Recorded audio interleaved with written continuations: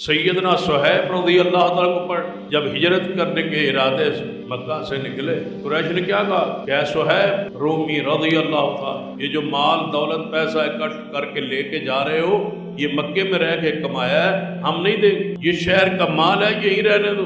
تو جب آیا تھا تو فقیر تھا اور آج تم مالدار ہے، اور تم مال لے کے یہاں سے مدینے جا رہا ہے، وہ مال تو رسول اللہ پر اور اسلام کے لیے خرچ کرے گا اور اسلام مضبوط ہوگا، مال نہیں جانے دے۔ ایک طرح مال ہے، ساری زندگی کی جمع پونجی ہے۔ سیدنا صہیب نے فرمایا کیا چاہتا، اگر میں مال چھوڑ جاؤں یہیں پر تمہیں دے دوں پھر جانے دو؟ انہوں نے کہا میں تجھے کیا کرنا ہے، اگر مال تو چھوڑ کے چلا جائے ہمیں کوئی اعتراض نہیں، سارا مال چھوڑ۔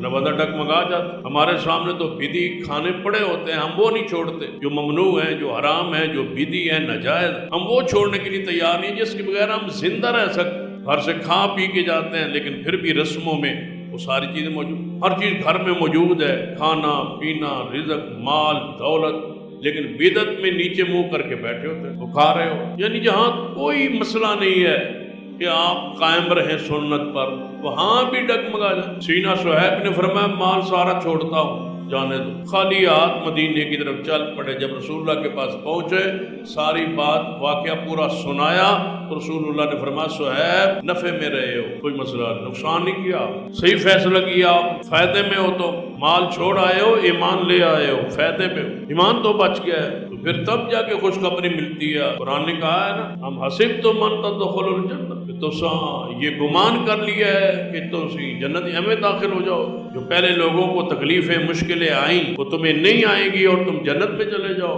تم سے پہلے کو تکلیف اور مصائب اور دکھ آئے، حتیٰ کہ لوہے کی کنگھیوں سے ان کے وجود کو چھل نہیں کیا، وہ پکار اٹھتے تھے متى نصر اللہ، اللہ تیری مدد کب آئے گی، لیکن پھر بھی وہ قائم رہے، اور آپ چھوڑ رہے ہیں جان بوجھ کے دین کے ساتھ مسلک اور منہج کے ساتھ بے وفائی اور کتاب و سنت کی مخالفت۔ رسول اللہ نے کیا فرمایا، فائدے میں رہے ہو، فائدے میں، کوئی نقصان نہیں۔ اگر دنیا کی ساری کمائی آپ کی چلی گئی ہے، لیکن اگر ایمان اور دین اور عقیدہ اور سنت بچ